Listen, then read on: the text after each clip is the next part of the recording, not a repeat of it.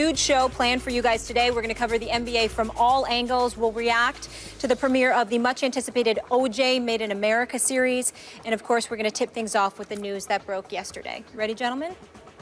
Let's do it. Draymond Green has been suspended for Game 5 for making a retaliatory swipe of his hand to the groin of LeBron James in Game 4, resulting in a flagrant foul 1. The foul triggers an automatic suspension for Green, who now has committed a flagrant foul on review 3 times this postseason. Stephen A., did he deserve to be suspended? Absolutely not. I think this is a bogus decision on the part of the National Basketball Association, which is something that I articulated last night, literally from the airport after I had landed in San Francisco. I think it's an egregious decision. I'm absolutely disgusted by it.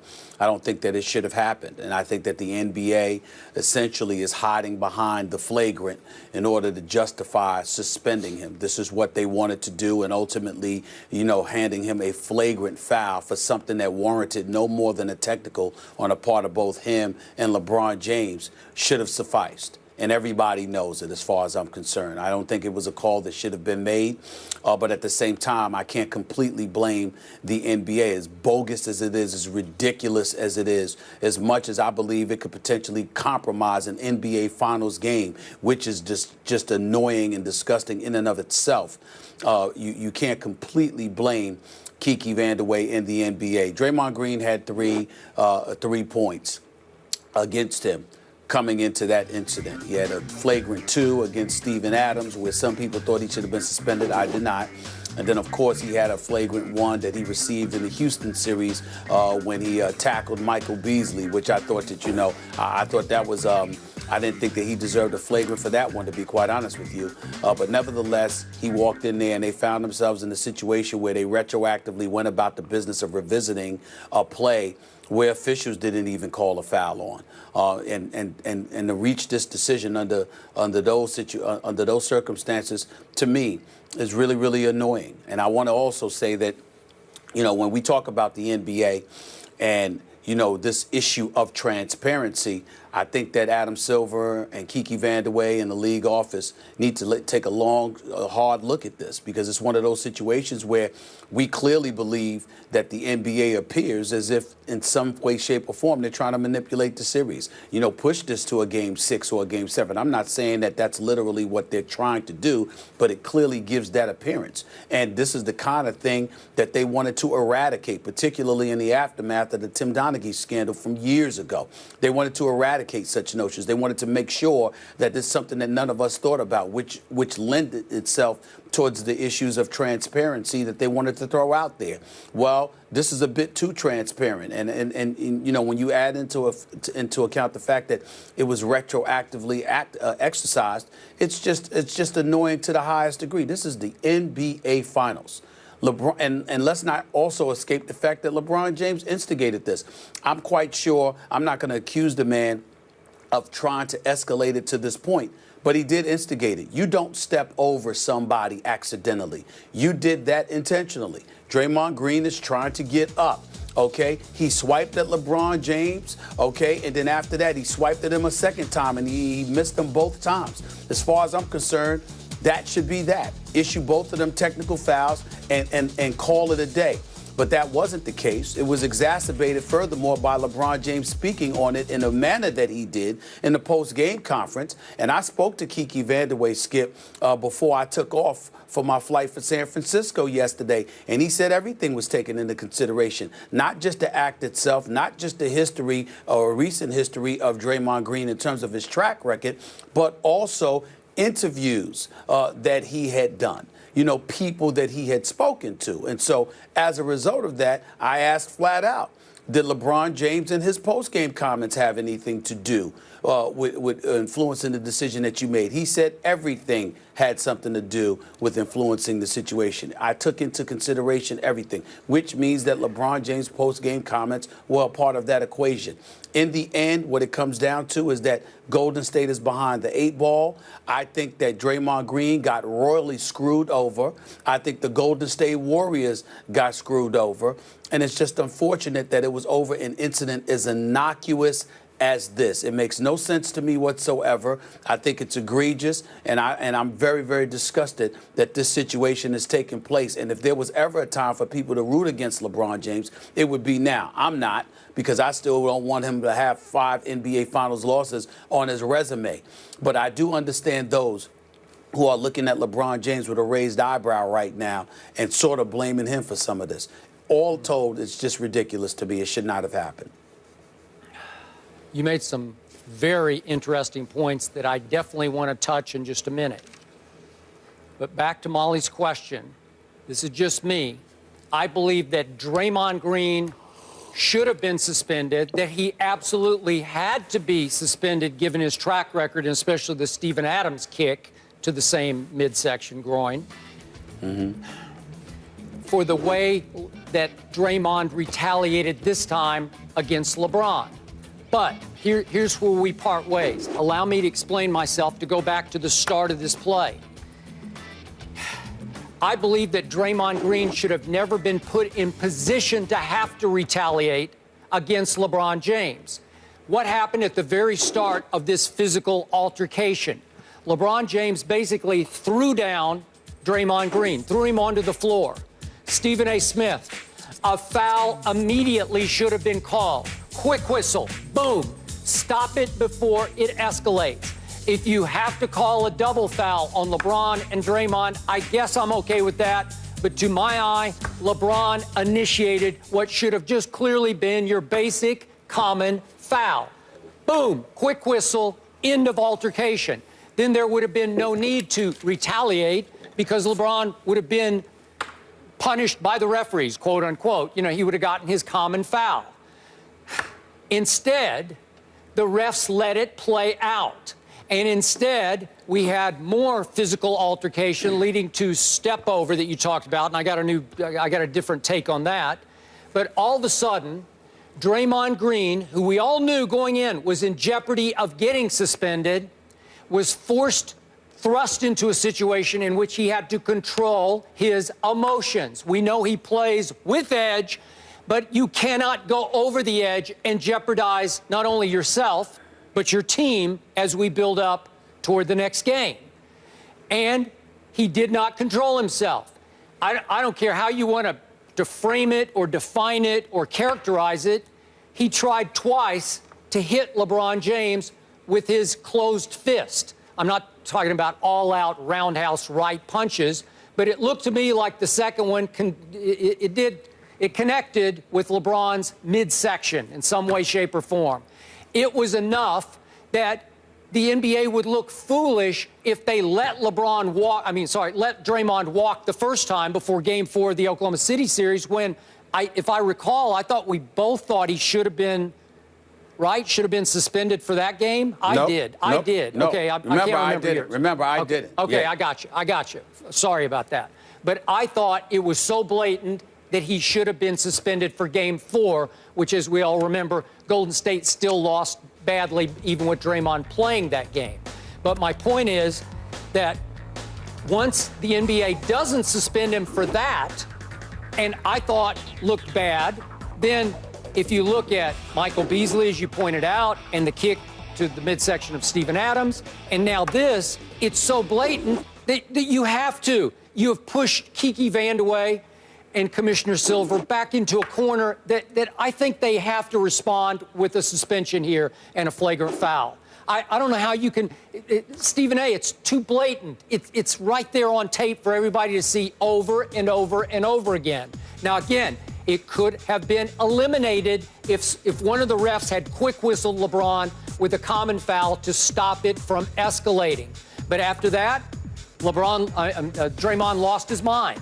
I'm sorry. Well, he lost his emotions. First of all, I take exception to the notion that he lost his mind. First of all, I think that's a bit extreme. That's number one. Number two, let's look at this. If you slow-mo the play with LeBron and Draymond, and can we stop showing him against Steven Adams? That's not the issue right now. Please, can we show this one? Thank you very much. If you look at Draymond, he's actually getting up at the time that LeBron is stepping over him. He literally was lifting himself up to get back in the play first, and then LeBron is stepping over him. So as a result, when LeBron is stepping over him, literally his privates are on Draymond Green's head. Well, what is your initial reaction going to be? And then the swipe at him, and he never connected with the back. And when he sit there and flailed his arm, it's because he felt the man's stuff on his head. Now, I don't know about anybody else, but I know that most men I know, if you've got your stuff on the top of their head, they're going to react. I'm saying you take circumstances into consideration and you judge it accordingly. You can rewind that play 10 times. This notion that LeBron James was past him and that he swiped at LeBron is bogus. It's a lie, or somebody's blind, okay? He's literally getting up after laying on his back, laid down by LeBron, by the way.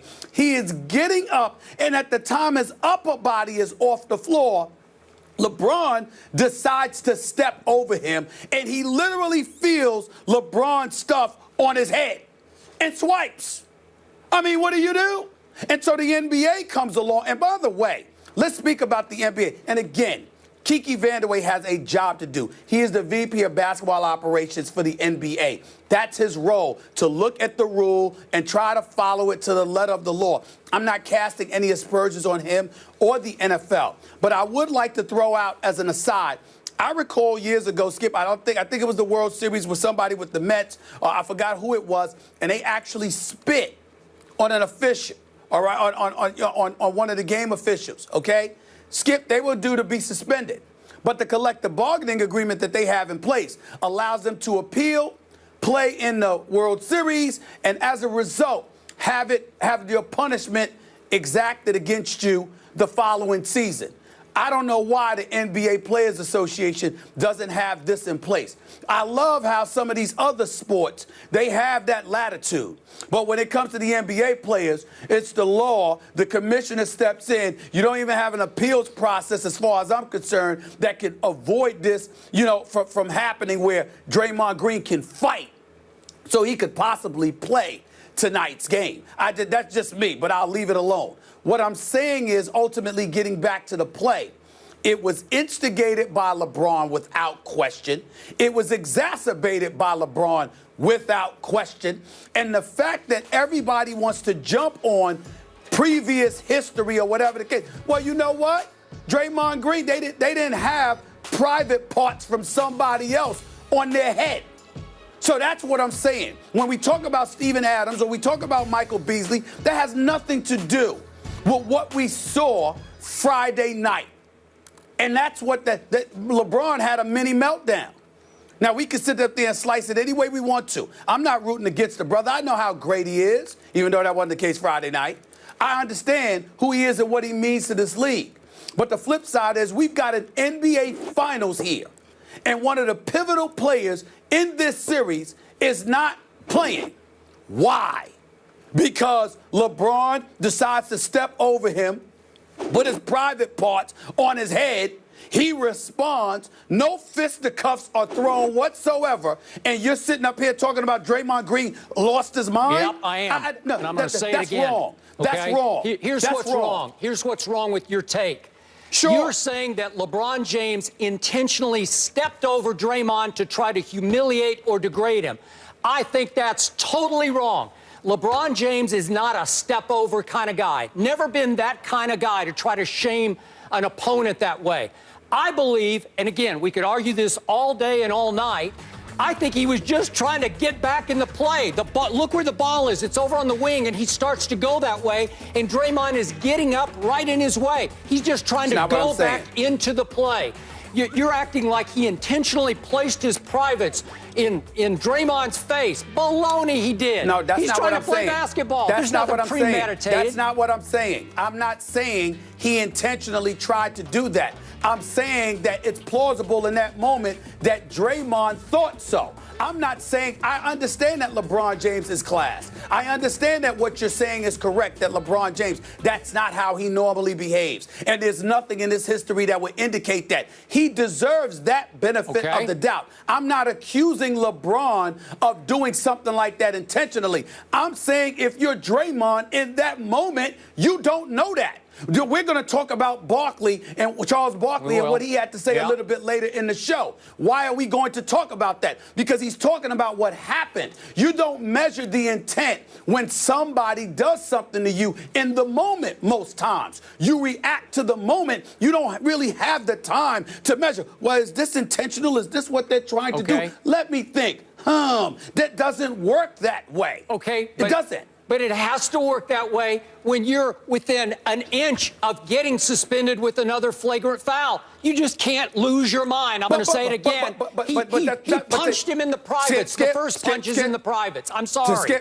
First of all, like I said, what I said I resent about your comment, and I know you don't mean it intentionally, but you know what I mean when I say to you, I resent the comment, the man lost his mind. Because it's giving the impression that the dude is just completely out of control. No. And I don't find that to be the case. In that moment he was. That's why I said, I know you didn't mean it that way. But you know when you say something like that, that's how people are going to interpret Draymond Green.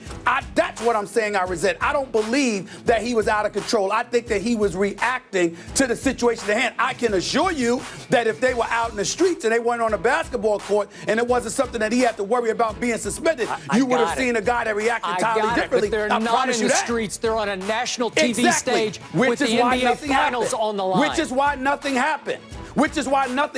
And the hypocrisy for people like you who have covered the NBA for so long, you've seen far worse. This is unbelievably innocuous. This is nothing. It was a double technical and be done with it. To me, that's all it was. Okay, look, just recently, within the last couple of weeks, I thought Draymond Green kicked Steven Adams in the privates. And then he follows it up within whatever days it was, 10 days, 2 weeks, with a little rabbit punch into the privates of LeBron James. It's so plain, it's so blatant that you force a Kiki Vandeweghe into a corner. He has no choice. It looks so bad for the league. I'm sorry. I understand Kiki's role, but it's because of the rule that's in place. That's why I'm calling it bogus. I understand that Kiki Vandeweghe is doing his job based on the rule. I'm saying the rule shouldn't be in place. Okay. I'm saying that do you understand, Skip, that the referees called nothing on the play? You called nothing on the play. Skip, I already said they should have called a foul earlier. Time out, Skip. If you can turn around and call a play or call a punishment that the referees didn't even call, right? A day later, then why the hell don't you change the outcomes when you're so transparent if you're the league and you're willing to tell us, well, the referee missed these calls against your Spurs? How many calls were missed? 3. Did they change? Did they change the outcome? No. Did they thank you, right? No. So in other words, you were willing to acknowledge that the refs missed calls, but you can't change the outcome. But the ref missed a call here, according to y'all, but Draymond can get suspended. Okay, clearly. So you can suspend a dude, but you don't want to change the outcome. If you're going to do that, then go ahead and do everything. Okay, go ahead and do everything. The refs look awful here. They missed the first common foul call on LeBron, and they should have gone ahead and called a foul on Draymond for punching him in the privates. And they didn't. They called nothing. So the play continues. I want to get to your next point. Under the basket. They're bumping and grinding each other under the basket. And at that point, reportedly, Draymond, to LeBron's face, calls him the B word. Yes, he did. Which then prompts LeBron to divulge that after the game in his interview that you said counted for Kiki. Kiki told you it played a role. He took it into consideration.